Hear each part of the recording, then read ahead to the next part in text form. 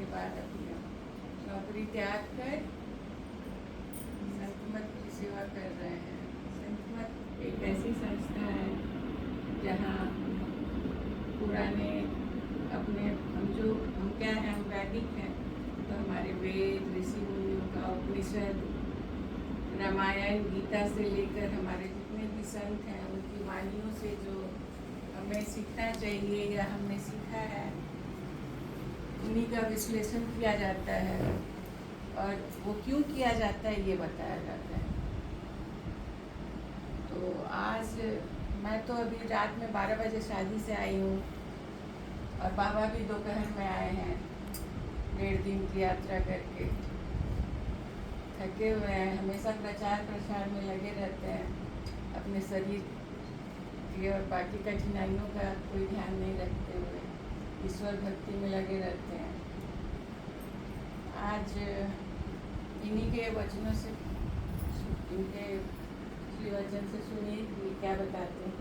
मैं बस 2 लाइन बोलूँगी रामायण का। अभी तो मुझे बोलने की आदत भी नहीं है और अभी मैं भी काफ़ी थकी हुई हूँ, शादी से आई हूँ।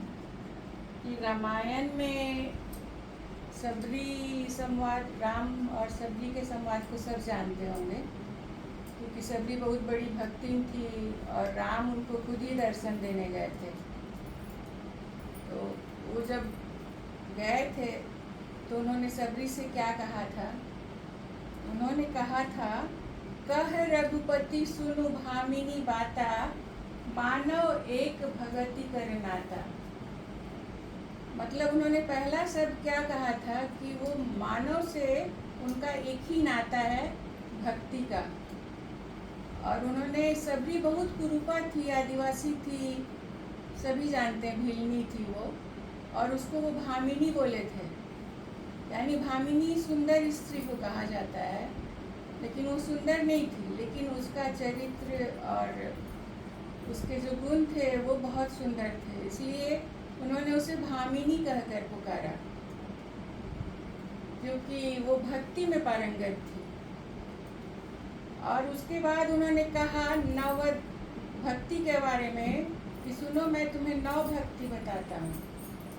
नवधा भगति कहूँ तो ही पाही, सावधान सुनु धरु मन पाही। तुम्हें मैं 9 भक्ति के रूप बताता हूँ और उसको सावधान होकर सुनो और धरु मन माही, मन में धारण करो। तो उन्होंने पहली भक्ति क्या बताई थी? प्रथम भगति संतन कर संगा, दूसर रति मम कथा प्रसंगा। मतलब पहली भक्ति उन्होंने क्या बताई? संतों का संग करो, संत महात्मा साधु का संग करो। और वो साधु क्या बताएंगे उनको? आपको हमको क्या बताते हैं? भक्ति बताते हैं ना ईश्वर की करने के लिए। तो दूसरी रति मम कथा प्रसंगा, मेरी कथा प्रसंग में जो मन लगाते हैं वो दूसरी भक्ति है। उन्होंने फिर क्या कहा था मानव के बारे में?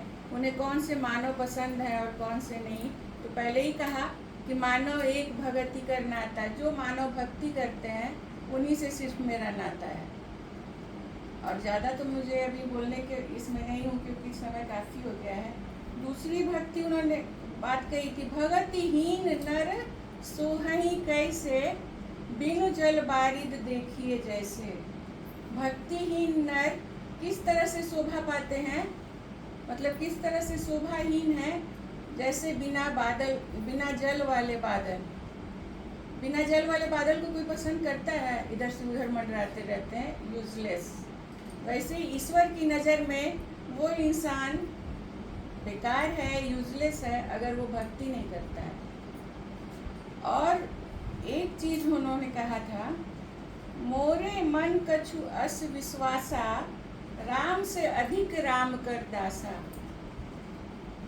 राम से भी अधिक कौन है? उनको ऐसा विश्वास है कि राम से अधिक, मतलब खुद से, मेरे से अधिक राम कर दासा। राम के जो दास हैं वो हैं, वो खुद बोलते हैं कि मुझसे अधिक है। तो राम के दास कौन है?